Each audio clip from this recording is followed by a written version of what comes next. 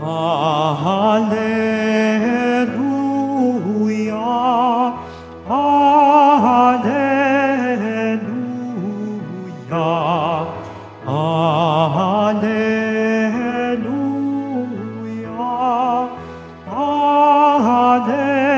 Alleluia. Mapalad at maligaya ang sumasampalataya sa di nakita ng mata. Alleluia, Alleluia,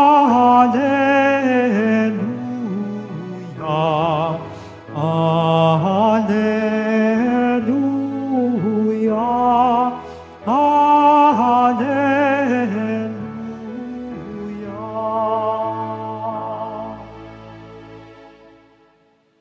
Sumainyo ang Panginoon. At sumayo rin. Ang mabuting balita ng Panginoon ayon kay San Juan. Papuri sa iyo, Panginoon. Si Tomas na tinaguri ang kambal, isa sa 12, ay hindi nila kasama nang dumating si Jesus. Kaya't sinabi sa kanya ng ibang alagad, "Nakita namin ang Panginoon." Sumagot si Tomas, "Hindi ako maniniwala hanggat di ko nakikita ang butas ng mga pako sa kanyang mga kamay, at nasusuot dito ang aking daliri, at agad hindi ko naipapasok ang aking kamay sa kanyang tagiliran." Makalipas ang 8 araw, muling nagkatipon sa loob ng bahay ang mga alagad, kasama nila si Tomas. Nakapinid ang mga pinto, ngunit pumasok si Jesus at tumayo sa gitna nila. Sinabi niya, "Sumainyo ang kapayapaan." Saka sinabi kay Tomas, "Tingnan mo ang aking mga kamay at ilapit dito ang iyong daliri. Ipasok mo ang iyong kamay sa aking tagiliran. Huwag ka nang mag-alinlangan, maniwala ka na." Sumagot si Tomas, "Panginoon ko at Diyos ko." Sinabi sa kanya ni Jesus, "Naniniwala ka na ba sapagkat nakita mo ako? Mapapalad ang mga naniniwala kahit hindi nila ako nakita." Ang mabuting balita ng Panginoon. Pinupuri ka namin, Panginoong Hesukristo. Magsiupo muna ang lahat.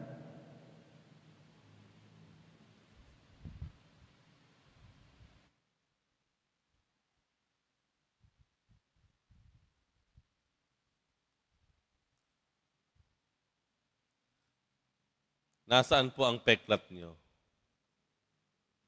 Nasaan ang pinakamalaking peklat ninyo? Meron ba kayong peklat? Nasaan?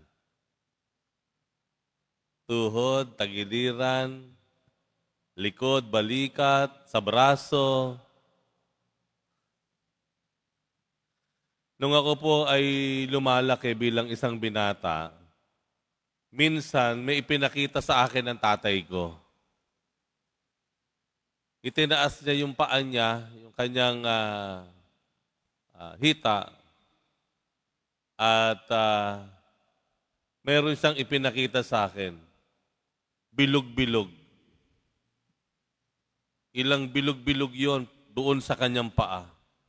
Sa pagkakatanda ko, mga 3 o 4 na bilog. At nagkwento siya sa akin, alam mo ba, nung ako ay bata pa, ako ay mensahero ng mga gerilla. Yung gerilla po, ito yung mga Pilipinong lumalaban, no, sa mga nanakop na mga Hapon nung panahon na iyon. Ano po. At siya yung mensahero. Siya yung tagapagdala ng mga sulat, mensahe ng mga gerilla mula sa bundok na ito, mula sa lugar na ito, papunta dito.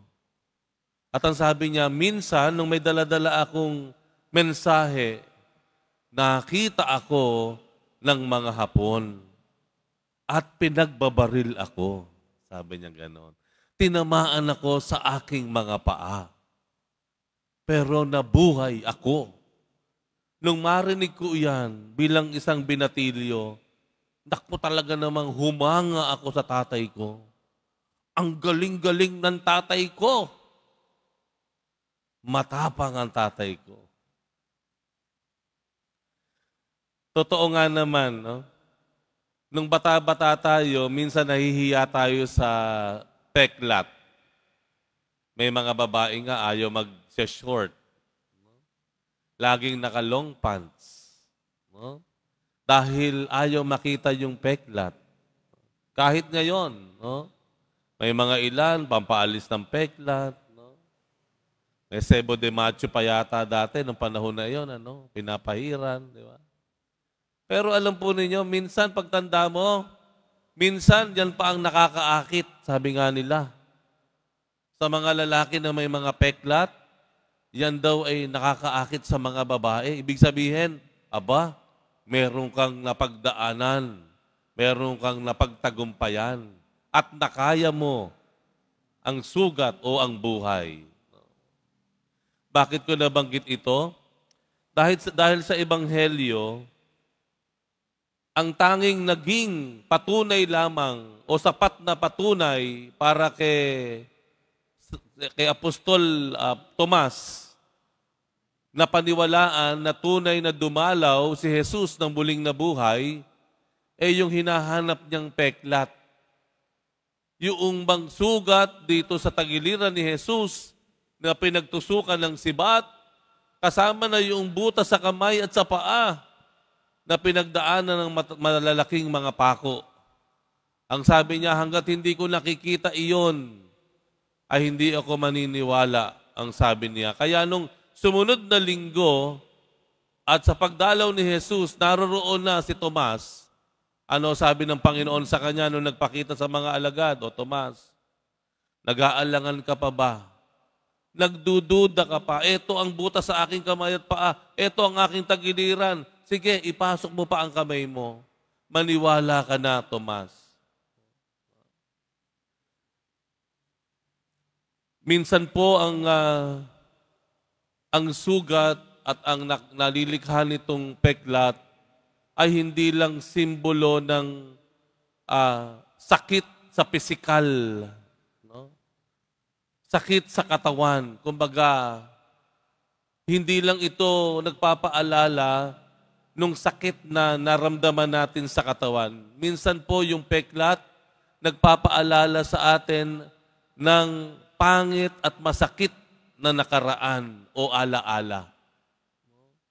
Simbolo ng mapait at masakit na alaala ang sugat o peklat na nililikha nito.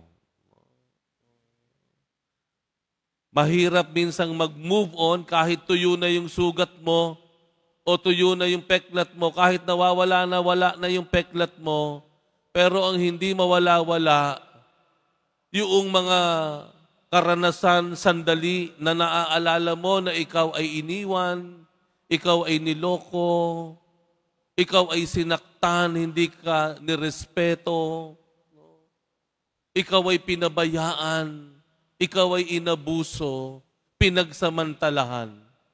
Yun mismo minsan mas mahirap lampasan. Yung sugat sa katawan, madaling nawawala o nawawala. Pero yung alaala ng mapait na nakaranasan, ang mahirap lunasan. Tinatawag nating doubting Thomas o nagdududang Thomas.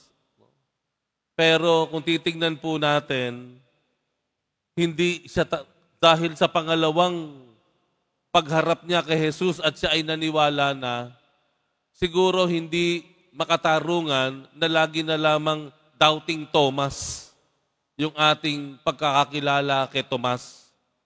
O nagdududang Tomas ang lagi nating itinatawag sa kanya. Kung hindi, yung ebanghelyo, kung inyong tatapusin, masasabi nating siya rin ay ang nagbabagong Tomas. Mula sa pagdududa niya, nagsimula siyang magbago at naniwala na. At yun ang marahil na ating pahayag o paanyaya sa atin. Magbago tayo ng paniniwala. Baguhin muna natin ang ating pananaw, baguhin natin ang ating paniniwala. Halimbawa na lamang po, meron pong true story ng World War II. Kung naalala nyo, yung kwento ni Luis Sampirini. Ni Luis Sampirini, siya ay mula isang sundalo ng Amerikano na dahil siya ay nahuli ng mga Hapon, siya ay nakulong sa Japan ng maraming buwan. Siya ay pinahirapan, lalo-lalo na yung gwardya, yung sarhento, ang pangalan ay Mutsuhuri Watanabe. Ayan, ano? Si Watanabe ay kilalang malupit na gwardya. Talagang pinahihirapan niya. Torture ang ginagawa niya doon sa mga nabihag nilang Amerikanong sundalo sa Japan. Talagang physical hanggang nakakahiya. Andiyan yung pinadilaan, halimbawa, no? Isang halimbawa na lamang, pasintabi lang, ano? Yung mga kasamahan ni Zampirini na mga preso, na mga Amerikano, papapasukin dun sa CR, dun sa palikuran ng mga preso, no? Prisoners of war. Paglabas nito, padidilaan sa kanya yung ilalim ng sapatos ng kanyang mga kapwa preso, prisoner of war. Kaya kilalang-kilala, maging yung mga kasama niyang mga prison guards, talagang kilalang-kilala siya bilang napakalupit, no? Walang kaluluwa, halimbawa nga, no? Sabi natin, ano? Na prison guard, gwardya ng mga presong sundalo. Natapos ang giyera, si Sampirini nabalik sa Amerika, pero hindi siya makamove on hanggang nakilala niya ang Diyos, hanggang siya ay nagbago. Minsan pumunta siya sa Tokyo, 1998 Olympics yata yun. Pumunta siya sa Japan. Siya ay may dala ng torch. Siya yung inatasan. Nung dumating siya sa Japan, hinanap niya lahat ng mga nagbantay sa kanyang Hapon. At ito ay pinatawad niya. Maliban sa isa. Sino yon? Si Watanabe. Talagang iniiwasan siya. Ang akala lang niya, patay. Pero ang totoo, buhay pa. Kaya ang ginawa niya, sumulat siya. Ang sabi niya, pagkatapos ng ako ay makulong sa ilalim ng iyong pagbabantay, pagkatapos kong makabalik sa Amerika, nasira ang buhay ko. Dahil lagi niyang napapaniginipan. Isang malaking laging nightmare sa kanya. No? Sa sobrang sakit ng kaalaala, kahit yung ugnayan niya sa asawa niya, apektado. At muntik pa silang magkahiwalay. Dahil dun sa trauma, sa hirap nung kanyang naalala. At sinabi niya doon, ang pinakamahirap talaga na dinaanan ko ay yung mapait na alaala na ako ay minaliit, nilapastangan. Hindi lang kinuha sa akin yung kalayaan ko bilang sundalo, kung hindi ninakaw din sa akin yung dangal ko bilang isang tao. Doon siya nahirapan. Pero sa bandang huli, sabi niya sa sulat niya, dahil hindi nga niya alam kung buhay pa, kaya sinulatan na lamang niya, ang sabi niya, pero pinipili ko ang magpatawad. Dito natin makikita yung halimbawa ni Tomas. Hindi lang siya nagdududang Tomas, or doubting Thomas, kung hindi siya yung nagbabagong Tomas. Mga kapatid, ngayon ay Thursday, first Thursday, para po sa mga nanonood sa atin live stream. Every Thursday po is Thursday. Ano po itong Thursday? Atin pong iniipon yung ating mga kababayan, kapatid dito, at tinitipon po natin sa bandang tagiliran ng ating simbahan, at sila ay sama-samang pinagsasalo para sa isang maganda at masarap na almusal. No? Pinaghahanda sila, bagong luto, mainit na pagkain, mayroong mesa, may upuan, at naroroon ang ating mga volunteers, no? At inaalagaan, pinapakain, nandoon ang ating ang mga pare, no?